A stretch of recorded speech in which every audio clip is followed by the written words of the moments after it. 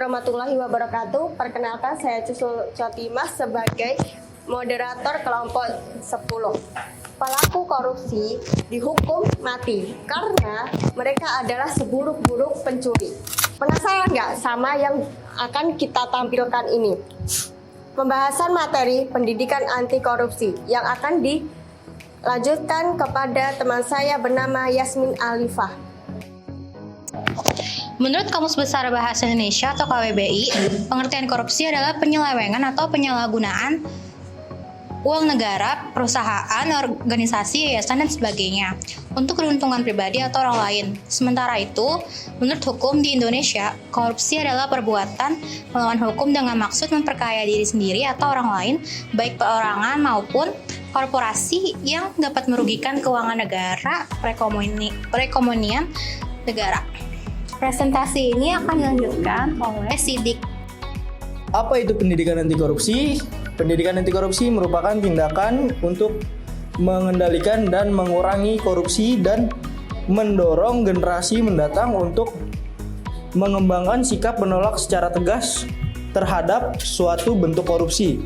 Pendidikan anti korupsi memiliki tujuan dan fungsi. Tujuannya dari pendidikan anti korupsi ialah bertujuan untuk membangun dan meningkatkan kepedulian kewarganegaraan terhadap bahayanya dan akibatnya dari tindakan korupsi. Fungsi pendidikan anti korupsi terbagi menjadi 3, yaitu fungsi kognitif, yakni menambahkan pengetahuan secara wawasan mengenai korupsi dan dampak korupsi. Fungsi aktivis, yakni membentuk moral dan karakter anti korupsi dari peserta didik dengan cara menanamkan nilai-nilai anti korupsi pada sejak dini. Fungsi psikomotor, yakni kesadaran moral dan melawan berbagai bentuk praktek korupsi yang ada di lingkungan sekitar kita. Mungkin itu aja fungsi-fungsi korupsi, dan akan dilanjutkan oleh Teguh, yaitu macam-macam bentuk tindakan korupsi dan kasusnya. Macam-macam bentuk tindakan korupsi dan kasusnya. Yang pertama adalah kerugian keuangan negara. Pengertian kerugian keuangan negara adalah suatu perbuatan yang dilakukan oleh orang, pegawai negeri sipil dengan menyalahgunakan kewenangannya dengan cara bentuk korupsi. Contohnya adalah pegawai negara memanipulasi anggaran negara demi kepentingan pribadi. Yang kedua adalah suap menyuap. Suap menyuap adalah suatu kegiatan yang dilakukan secara sengaja dengan memberi atau menjanjikan kepada pegawai negeri atau penyelenggara negara dengan maksud agar urusannya lebih cepat. Contoh dari suap menyuap adalah memberikan barang demi kenaikan pangkat seperti harta benda. Yang ketiga adalah penggelapan dalam jabatan.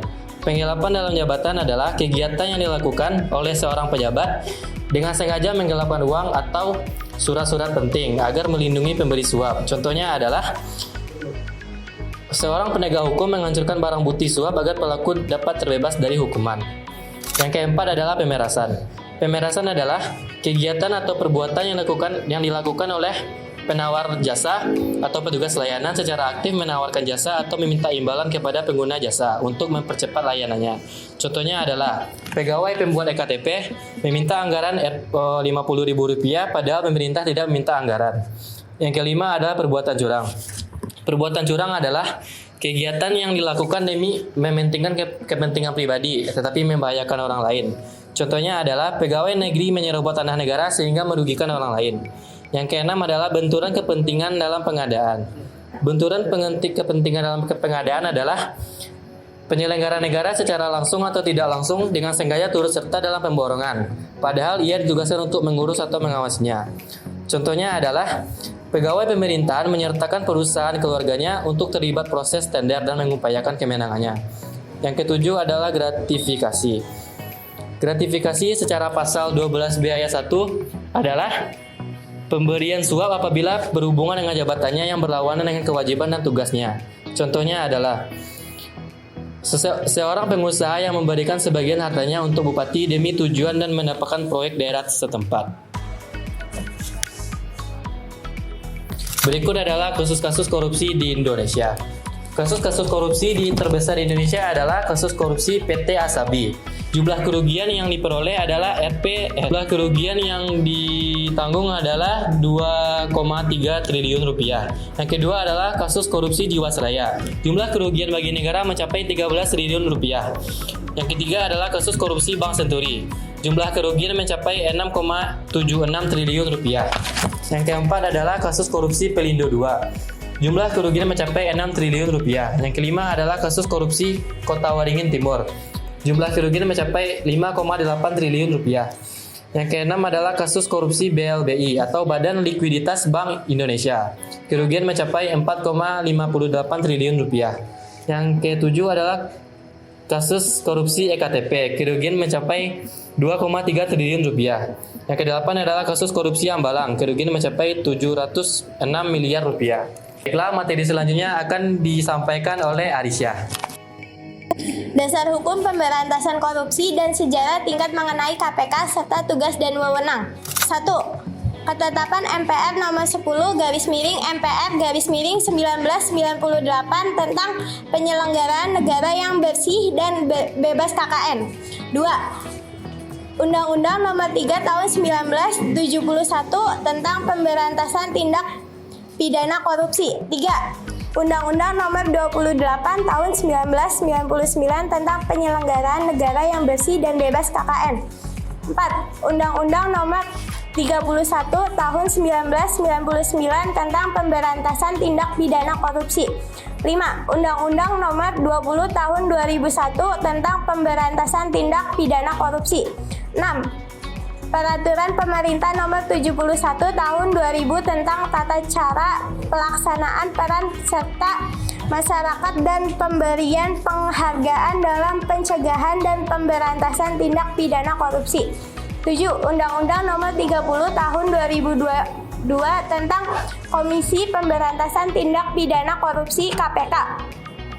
8. Undang-Undang Nomor 15 Tahun 2002 tentang Tindak Pidana Pencucian Uang. 9. Instruksi Presiden Republik Indonesia Nomor 5 Tahun 2004 tentang percepatan pemberantasan korupsi. Presentasi selanjutnya akan dilanjutkan oleh Surya.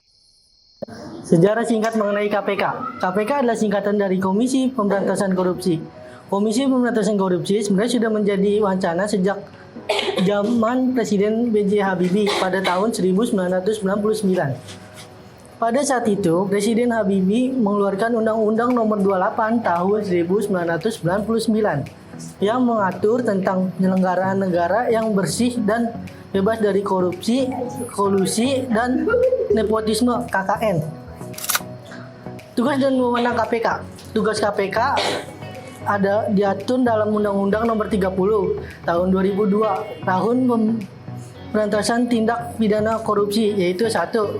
Melakukan penyidikan dan penuntutan terhadap tindak pidana korupsi. Yang kedua, melakukan tindakan pencegahan tindak pidana korupsi. Dan wewenang KPK. KPK juga memiliki wewenang, yaitu mengkoordinasikan penyidikan dan penentuan tindak pidana korupsi. Dan kedua, melakukan pertemuan atau dengan dengar pendapat dengan instansi yang berwenang dalam pemberantasan korupsi. Peran KPK dalam proses penegakan hukum di Indonesia adalah pencegahan korupsi. Komisi Pemberantasan Korupsi mengawasi pemerintah dan lembaga publik untuk mencegah korupsi serta mengedukasi masyarakat terhadap integrasi. Materi selanjutnya akan dijelaskan oleh Ferdi. Hai, nama saya Ferdi dan saya akan menjelaskan tentang dampak positif pendidikan anti korupsi dan juga dampak negatif korupsi. Kita dari dampak positif dulu ya. Nah, dampak positif dari pendidikan anti korupsi. Seperti yang kita tahu bahwa pendidikan anti korupsi ini sangat penting bagi masyarakat, khususnya di Indonesia. Yaitu yang pertama ialah mampu membuat masyarakat mengenal lebih dulu tentang bahayanya korupsi. Dan yang kedua itu adalah mampu membuat masyarakat lebih sadar bahwa korupsi tersebut telah merugikan negara dan mengalami penurunan pendapatan negara. Dan yang ketiga itu adalah mampu menciptakan generasi muda dengan sadarnya tentang bahayanya korupsi. Dari mulai bentuk-bentuk korupsi dan juga bisa mengetahui sanksi-sanksi yang akan diterima jika seseorang melakukan kasus korupsi. Dan yang selanjutnya saya akan menjelaskan tentang dampak negatif korupsi.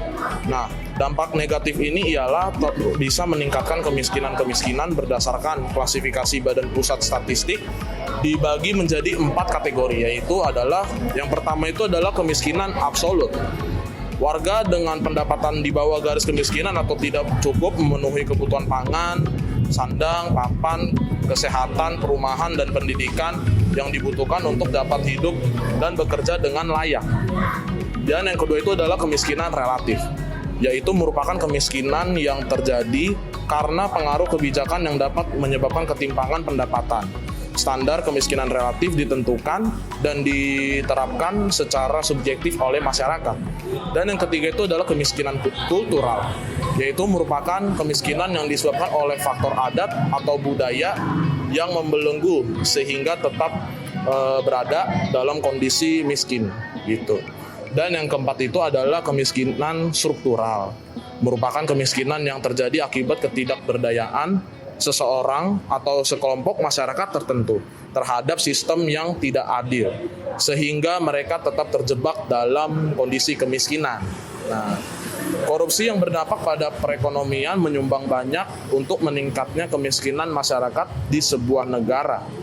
Dampak korupsi melalui pertumbuhan ekonomi adalah kemiskinan absolut.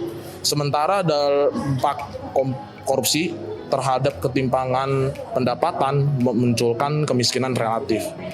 Alur korupsi yang terus-menerus akan semakin memunculkan kemiskinan masyarakat. Korupsi akan membuat masyarakat miskin semakin menderita dengan mahalnya harga pelayanan publik dan juga kesehatan. Pendidikan yang buruk akibat korupsi juga tidak akan mampu membawa masyarakat miskin lepas dari jerat korupsi. Mungkin sekian dari penjelasan saya. Kita lanjut ke bagian Fatih. Oke, kali ini saya akan membacakan poin terakhir, yang mana itu poin kelima dari presentasi ini, yaitu adalah cara menerapkan pendidikan anti korupsi. Mari kita simak pembahasan berikut ini.